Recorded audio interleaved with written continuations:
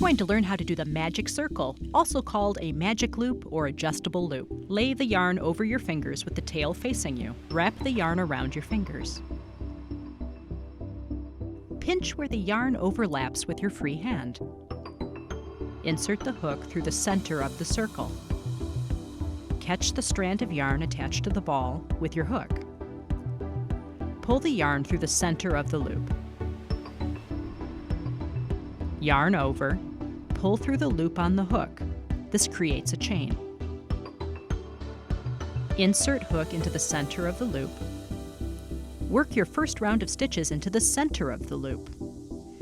Continue working stitches around the loop.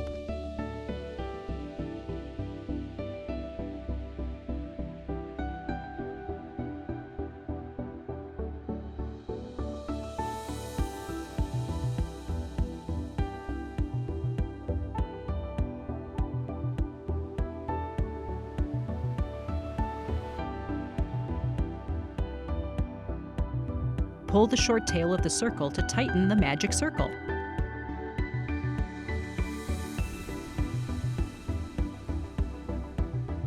And that is the magic circle.